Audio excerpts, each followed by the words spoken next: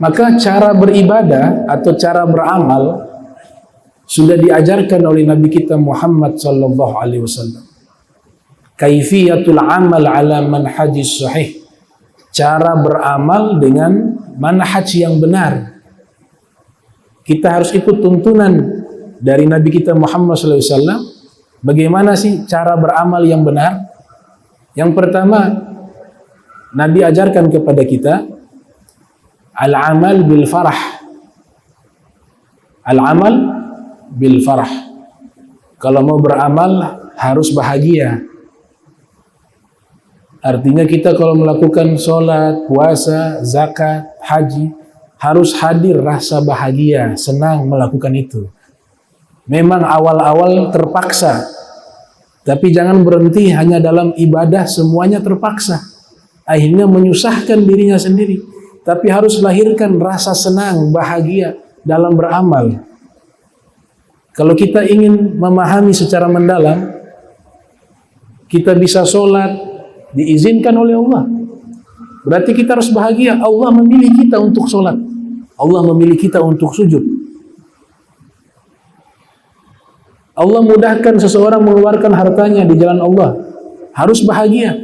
Allah menginginkan hartanya dikeluarkan. Dan Allah akan balas kebaikan tersebut. Qardan hasanan disebutkan. Utang piutang yang baik. Qardan hasanan. Kemudian secara fisikis juga, kalau ingin sholat, Nabi ajarkan, jangan dalam keadaan marah. Makanya ada namanya refleksi sebelum sholat. Kita diwajibkan wudu. Wudu itu merefleksi diri kita agar segar. Suasana hati menjadi tenang. Pikiran juga menjadi tenang. Dalam keadaan sudah fresh. Kejiwaannya juga dalam keadaan senang, kemudian dia masuk ke dalam ibadah, itu akan terasa nikmat ibadah semacam itu. Innallaha la yaqbalu sholata ahadikum idza ahadath hatta yatawadda. Akhraja Muslim fi sahihih. Imam Muslim mengeluarkan di dalam sahihnya, yang dilahirkan pada tahun 204 Hijriah, wafat 261 Hijriah. Rasul sallallahu alaihi wasallam bersabda, innallaha, sesungguhnya Allah la yaqbalu, tidak menerima sholata ahadikum, sholat seorang di antara kalian, idza ahdath, ketika dia berhadas, hatta yatawaddo'a, hingga dia berwudu. Jadi wudu salah satu manfaatnya itu merefresh kita untuk segar, menghilangkan ngantuk.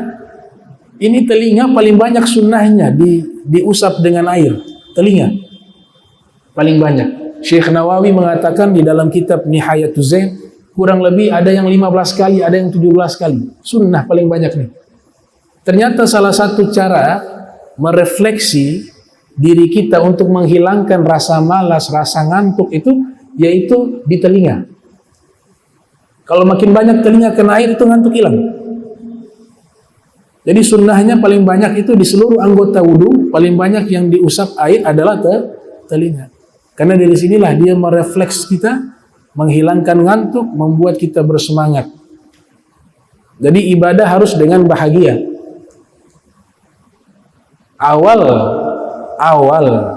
paksa, takalluf.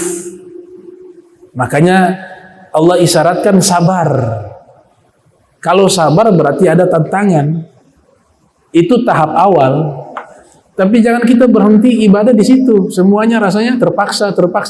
Kapan dia dapat nikmat kalau semuanya terpaksa? Terpaksa itu tidak akan memunculkan nikmat dalam ibadah.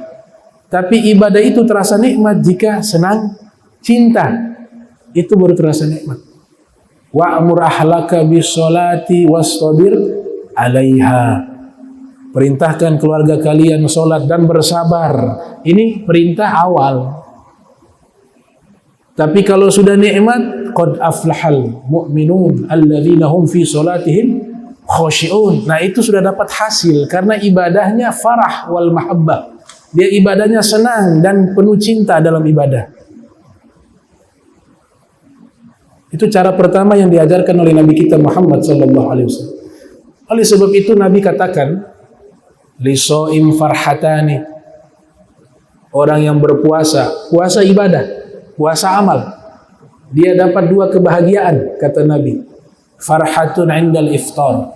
Kebahagiaan pertama ketika berbuka. Jangan kita hanya maknai makna bahagia ketika berbuka karena sudah menahan lapar, haus, sehingga tiba waktu berbuka senang, bisa makan, bisa minum. Itu berarti ibadahnya masih paksa. Kelasnya masih kelas 1 SD. Kalau kita pahami makna itu untuk standar seperti itu. Apalagi kita standarkan kepada diri kita. Kenapa dia bahagia? Bisa makan, bisa minum. Makanya dia bahagia. Itu makna yang standarnya kelas 1 SD di dalam agama. Tapi bahagianya di mana? Nah, para ulama, para aulia, mereka punya standar kebahagiaan ketika berbuka puasa bukan di situ. Itu sudah tidak dianggap tuh. Menahan lapar, menahan haus. Wah, tingkatan mereka tidak boleh ada lintasan dosa dalam hati di dalam berpuasa. Bagi mereka itu membatalkan puasa. Tapi bagi orang awam tidak membatalkan puasa. Artinya makan, menahan makan, minum sudah tidak masuk di dalam standar mereka itu. Sudah gak masuk. Tapi mereka bahagianya apa ketika berbuka? Ini Al-Habib Abdullah bin Muhsin Al-Attas dalam rasailnya beliau mengatakan mereka berbahagia ketika berbuka puasa karena Allah izinkan mereka bisa berpuasa sampai selesai dari terbitnya fajar shadiq hingga tenggelamnya matahari. Allah yang izinkan orang tersebut bisa berpuasa sempurna. Ada yang diberikan sakit gak bisa puasa. Ada yang benci dengan bulan suci Ramadan. Benci. Wah, sudah dekat Ramadan, ini saya punya makan bagaimana? Terganggu. Wah, ini sholat tarawih lagi, satu kampung sholat tarawih, saya terpaksa ikut. Jadi dia tidak menyambut bulan itu dengan bahagia. Berarti yang dia lakukan adalah terpaksa. Jadi jangan kita hanya berhenti di situ, di dalam amal. Kapan kita bisa naik ke tingkatan yang lebih tinggi kalau hanya umur kita habis ibadahnya masih dalam keadaan terpaksa? Kapan dapat nikmatnya? Kapan dapat zauknya? Kapan dapat lezatnya? Dan kalau ibadah dengan senang dan bahagia, dengan cinta, di situ nanti Allah menyambut juga dengan cinta dan bahagia. Di situ juga Nabi kita akan menyambut dengan senang dan penuh cinta. Itu. Nah, makna kedua, lisoim farhatani, farhatun indal iftar wa farhatun inda liqa'i rabbih. Kata Nabi, bahagia yang kedua ketika orang itu berpuasa nanti di yaumil qiyamah, di saat dia bertemu dengan Allah. Kenapa bahagia? Ternyata dia bawa amalan puasa di hadapan Allah. Di situ dia lihat pahala yang tidak terbatas.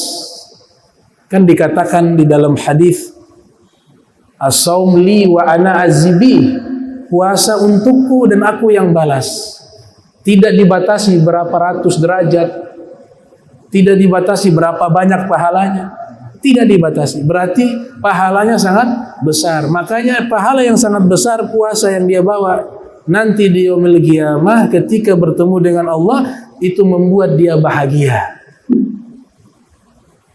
Itu yang pertama.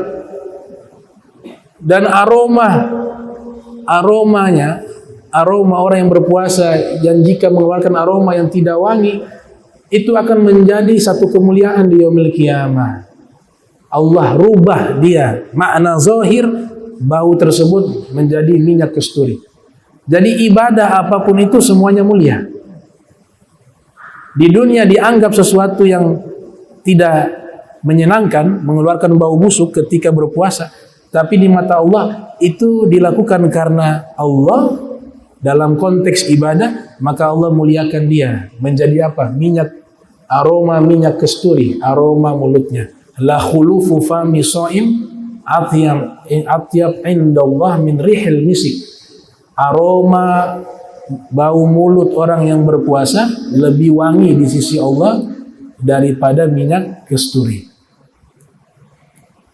Kemudian yang kedua yang Nabi ajarkan kepada kita, metode ibadah yang benar. Al-amalu alal mahabbah. Dia melakukan amal ibadah karena dasar cinta. Ini lebih tinggi lagi. Kalau tadi bahagia. Kalau amal ibadah terus-menerus kita lakukan dengan penuh bahagia, akan terlahir rasa cinta. Dikatakan di dalam syair, al-amalu alal mahabbati la yadkhulul futur. Kita beramal dengan dasar cinta, tidak akan pernah merasakan lelah. Bisa dibaca di dalam manaqib. Ada tokoh-tokoh muslim yang mereka bisa saja satu hari satu malam sholat 1000 rakaat. Ada juga yang menghatamkan Al-Quran setiap hari 1 kali. Ada yang di bulan suci Ramadan mampu menghatamkan Al-Quran 60 kali di dalam bulan suci Ramadan. Ada seumur hidup menghatamkan Al-Quran 6000 kali. Rabi'ah Adawiyah. Kenapa demikian? Karena amalnya sudah masuk kepada amalan karena cinta. Berbeda dengan amalan karena terpaksa. Al-mahabbah wa takhalluf, beda. Nah itu Imam Syafi'i kan mengatakan, Al-Imam Syafi'i rahimahullah, "Lau kana hubbuka shadiqan la ata'tahu, innal muhibba liman yuhibbul muti'." Seandainya cintamu sejati kepada Allah dan kepada Rasul, pasti kau akan taat secara total kepada Nabi Muhammad. Karena orang yang mencintai seseorang, pasti dia akan taat kepada orang yang ia cintai. Nah, kalau amalan sudah karena mahabbah, dia sudah tidak lihat lagi surga dan neraka. Itu ada riwayat Rabi'ah al-Adawiyah membawa obor dan membawa air. Beliau sengaja memberikan tarbiyah, pelajaran, pendidikan kepada kita. Bertemu dengan orang, ada orang bertanya, "Wahai Rabi'ah, kenapa engkau membawa obor dan air? Di tangan kanan air, di tangan kiri obor." Beliau mengatakan, "Ini obor saya bawa untuk membakar surga." Untuk membakar surga. Agar tidak ada lagi manusia beribadah karena surga. Ini air saya bawa di tangan kanan saya untuk saya memadamkan api neraka. Sehingga tidak ada lagi orang beribadah karena takut api neraka. Kalau surga dan neraka sudah musnah, maka mereka akan beribadah kepada yang Maha Tunggal, Allah. Nah itu beliau implementasikan di dalam cara ibadah beliau. Sehingga beliau kalau tiba waktu malam bahagia, senang, seperti diberikan uang berapa M. Kalau kita kan senangnya dapat uang. Kalau Rabi'ah Adawiyah senangnya waktu malam. Kenapa? Waktu berdua-duaan dengan kekasihku Allah. Tidak ada yang mengganggu waktu tersebut. Aku bermunajat kepadanya. Dia memandang diriku. Dia dekat dengan diriku. Ilahi, in kuntu abadtuka khaufan nari fa akhrikni bin nari. Aw raghbatan fil jannati faharrimha alayya. Wa in kuntu abadtuka min ajlika fala tuharrimni min musyahadati wajhik. Kemudian di tengah malam ia bermunajat, Ilahi, wahai penciptaku, wahai Tuhanku, jika aku ibadah kepadamu karena takut api neraka, maka bakarlah aku dengan api neraka. Atau aku ibadah kepadamu semata-mata hanya ingin mengejar surgamu, maka haramkanlah surga itu untukku. Tapi jika aku ibadah kepadamu karena cinta kepadamu, maka jangan haramkan mata ini memandangmu. Tapi bagaimana, apakah boleh kita beribadah mencari surga? Atau kita ibadah karena takut masuk neraka? Boleh. Halal, masuk bab ikhlas. Masuk bab ikhlas, tidak berdosa sama sekali. Tidak berdosa. Tapi kan kita lagi bahas ada tingkatan yang lebih tinggi dari itu. Allah yang nyatakan, wasari'u ila magfiratin min rabbikum. Kemudian Allah tutup wal jannah uiddat lil muttaqin. Surga aku siapkan kepada orang-orang bertakwa. Jadi Allah yang membuat regulasi seperti itu. Beramal karena surga itu Allah yang buat. Boleh. Karena Allah tahu manusia sukanya reward, hadiah. Manusia fitrahnya suka hadiah. Kau beramal ini pahala sekian. Coba lihat hadis berapa banyak. Terlepas dari sohehnya, hasannya, doifnya. Kalau puasa begini dosa diampuni. Kalau puasa begini. Sehingga mereka beramal karena ingin mengambil keutamaan itu. Tapi itu tidak masalah. Yang masalah ibadahnya karena orang. Karena manusia jadinya ria. Atau dia beribadah, kenapa kau ibadah? Takut masuk neraka. Juga masuk bab ikhlas, diterima oleh Allah. Tapi kan sayang kalau kita hanya sebatas di situ. Apalagi usia bertambah, kita ibadahnya tidak ada progresif, hanya di situ saja. Meninggal gak dapat kelezatan. Ibrahim bin Adham mengatakan, sufi kabir, seandainya para raja, beliau berbicara seperti ini, beliau mantan raja, mantan pangeran, beliau kenal itu hakikat dan ma'rifat kepada Allah dengan sebenar-benarnya pengenalan, itu beliau wakafkan kerajaannya, hartanya. Beliau memberikan pengumuman, seandainya para raja mereka merasakan apa yang kami rasakan saat ini, maka pasti mereka akan datang kepada kami membawa pedang-pedang mereka dan memerangi kami untuk mendapatkan kelezatan tersebut. Nah, itu tadi al-amal alal mahabbah. Ini yang kedua. Yang ketiga, dawamul amal. Dawamul amal. Beramal gak perlu banyak-banyak. Yang wajib kita jaga, yang sunnah sedikit tapi konsisten lebih baik daripada banyak berantakan. Sudah berantakan banyak libur. Saya ini secara pribadi sholat witir hanya 3 rakaat, padahal ada kan 11.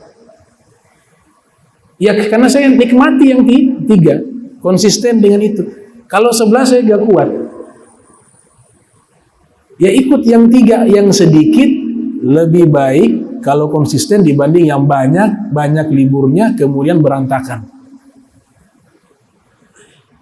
Coba perhatikan di dalam Al-Quranul Karim, Allah Ta'ala tidak pernah menyebut aktsaru amala, paling banyak amal kalian yang paling baik, tidak. 30 juz di dalam Al-Quran, 114 surat, 6.666 ayat, tidak disebutkan satu pun Allah memuji orang yang banyak amalnya. Ya. Tapi yang Allah puji ketika Allah memujinya, ahsanu amalah. Amalan yang paling bagus itu yang terbaik, bukan yang paling banyak. Bukan kuantitas tapi kualitas yang terbaik. Alladzi khalaqal mauta wal hayata liyabluwakum ayyukum ahsanu amala. Dia Allah yang menciptakan kematian dan kehidupan untuk menguji siapa di antara kalian yang paling baik amalnya, bukan paling banyak amalnya, yang paling baik amalnya. Di ayat yang lain Allah Ta'ala berfirman, inna ja'alna ma'alal ardi zinatan laha linabluwahum ayyuhum ahsanu amala. Untuk menguji mereka siapa di antara mereka yang paling baik amalnya. Tidak disebut yang paling banyak amalnya. Makanya Imam Ali bin Abi Thalib mengatakan, kami lebih memfokuskan kepada penerimaan amal daripada jumlahnya. Sekali lagi ya, Sayyidina Ali yang mengatakan, kami lebih fokus penerimaan amal kami dibanding jumlahnya. Maknanya apa? Sedikit tapi diterima lebih baik daripada banyak tidak diterima oleh Allah. Itu yang dikatakan dalam hadis Nabi kita Muhammad sallallahu alaihi wasallam, ahabbul a'mali illallahi subhanahu wa ta'ala adwamuha wa in qalla. Amalan yang paling Allah cinta yaitu amalan yang konsisten, terus menerus, walaupun sedikit. Yang penting konsisten dan berkualitas. Itu yang ketiga. Yang keempat, al-amal ala qadril istita'ah. Dia beramal sesuai kemampuannya. Sesuai kemampuannya. Dia misalnya kerja, harus masuk kantor jam 7. Malam begadang, baca Al-Quran, baca wirid, habis sholat subuh, dia tidak tidur. Ada riwayat mengatakan as-subha tamna'u rizqa. Tidur di waktu subuh mencegah rizki, dia tidak tidur. Malam sholat tahajud, baca Al-Quran, baca wirid, baca zikir. Kerja jam 7 pagi. Masuk kantor kerjanya berantakan. Nah ini dia amal tidak mengukur diri. Beda sama kiai, sama habib yang memang tidak ada kantor. Dia begadang boleh. Nah ini diajarkan oleh Nabi kita Muhammad SAW. Subhanallah. Khudhu min a'malikum ma tutikhun fa inna Allah la yamul hatta tamullu.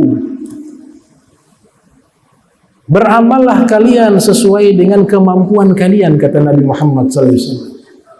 Kalau kebanyakan nanti kalian bosan. Tapi Allah tidak pernah bosan. Nabi khawatir kalian yang akan bosan. Ada kan semangatnya luar biasa tuh. Waktu lagi semangat, ibadahnya banyak. Tapi bertahan 3 hari itu. Habis itu libur 1 tahun lagi baru dia balik. Karena caranya salah. Ibadahnya pakai hawa nafsu. Ada juga yang beramal pengen dapat kelebihan, bisa kasyaf, bisa begini, bisa begini. Berarti ibadahnya karena kasyaf, ibadahnya karena cari karomah. Berarti ada ibadahnya yang terkotori niatnya. Bukan karena Allah, bukan karena cinta. Ibadah pengen sakti, ibadah pengen kaya, ini merusak ibadah tersebut. Jadi Nabi ajarkan semampu kalian. Yang penting wajib-wajib itu kita jaga, sunnah-sunnahnya itu semampu kalian. Jangan baca hadis Nabi seperti tadi tuh. Nabi di sini tidak diceritakan Nabi sholat wajib atau sholat sunnah. Tahu-tahu dia baca buku. Ternyata Rasulullah punya sholat rukunya Al-Baqarah, An-Nisa, Al-Imran. Dia dipanggil jadi imam. Dia praktek hadis ini. Itu saya yakin Nabi sholat itu makmum sudah terbanting semua di lantai. Nah, karena konteksnya di sini sholat sunnah. Ibadah jangan pakai hawa nafsu. Ibadah pakai cinta. Ibadah pakai al-ikhlas. Yang terakhir, yang kelima, dalam beribadah al-amal la bil ajalah. Kalau beramal jangan terlalu terburu-buru. Sampai dikosor, Al-Fatihah pun dikosor. Belum sampai waladhdallin sudah sujud, sudah ruku. Jadi ibadah yang paling terbaik sesuai dengan isyarat dalam Al-Quran. Apa itu? Waja'alnakum ummatan wasata. Kami jadikan kepada kalian umat yang pertengahan, yang tengah-tengah. Khairul umur awsatuha. Perkara yang paling bagus itu tengah-tengah, moderat. Kalau terlalu panjang, nggak bagus juga. Betul tidak? Terlalu pendek juga tidak bagus. Di tengah-tengah. Dan terburu-buru itu al-ajalah, dia akan merusak itu ibadah. Terlalu lama juga merusak ibadah. Sudah tidak konsen kalau terlalu lama. Itu. Tapi ada itu goyonan ya, hanya bercanda. Ada satu guru kami mengatakan, saya kalau sholat baca ya kulhu sama al-kautsar. Pendek sekali. Rakaat pertama kulhu, rakaat kedua al-kautsar. Kenapa ya Syekh kok bacanya rutin itu? Sholat 5 waktu rutinnya kulhu sama al-kautsar. Ya biar setan sudah tidak ada waktu menggoda. Karena sudah cepat habis kan. Dia mustar goda susah assalamualaikum. Belum sempat goda sudah selesai salat. Ya. Ada satu sahabat praktiknya begitu. Di dalam Fathul Bari, Al-Imam Ibnu Hajar Asqalani riwayatkan. Jadi ia cintanya surat Al-Ikhlas. Ibnu Hajar paparkan lebih rinci, itu beliau itu setiap baca Fatihah ada satu surat yang dibaca. Tapi penutupnya pasti Al-Ikhlas gitu. Atau memang habis baca Fatihah Al-Ikhlas. Nanti diganti lagi ada surat tapi Al-Ikhlas itu tidak pernah ditinggal. Akhirnya jamaah protes. Mereka lapor mengadu kepada Nabi sallallahu alaihi wasallam, "Ya Rasulullah, ini imam kami kalau jadi imam yang dia baca surat Al-Ikhlas terus, tidak ada surat yang lain." Wa fir riwayah ada surat yang lain tapi ditutup dengan Al-Ikhlas. Jadi boleh tuh kita baca dalam sholat satu surat, kita tambah satu surat yang lagi, boleh. Tidak ada masalah. Kemudian Nabi perintahkan kalau gitu panggil dia menghadap. Dibawalah orang tersebut menghadap Nabi Muhammad sallallahu alaihi wasallam. Kemudian Nabi bertanya kepadanya, "Apa benar kamu setiap sholat jadi imam yang kau baca hanya surat Al-Ikhlas?" Ia mengatakan, "Benar ya Rasulullah." Ini jamaah sudah tegur, jangan baca surat Al-Ikhlas. Dia mengatakan, "Kalau kalian suruh saya baca surat yang lain, saya berhenti jadi imam. Tapi kalau kalian masih menginginkan saya menjadi imam, jangan larang saya membaca surat Al-Ikhlas." Bingung nih jamaah, akhirnya dilapor kepada Nabi. Nabi integrasi langsung. "Benar kamu sering baca Al-Ikhlas, tidak mau surat yang lain?" "Benar ya Rasulullah." "Kenapa?" Jawabannya singkat. "Karena saya cinta kepada surat Al-Ikhlas." Apa kata Nabi? "Bihubbika iyyaha adkhalatkal jannah." Sebab kamu cinta surat Al-Ikhlas, dia akan mengantarkan dirimu masuk ke dalam surganya Allah Subhanahu wa taala. Gitu. Surat Al-Ikhlas ta'dilu thulutsal Quran. Surat Al-Ikhlas sebanding dengan sepertiga Al-Quran. Kita baca 3 kali sudah khatam Al-Quran. Pahalanya. Makanya pernah dibuat satu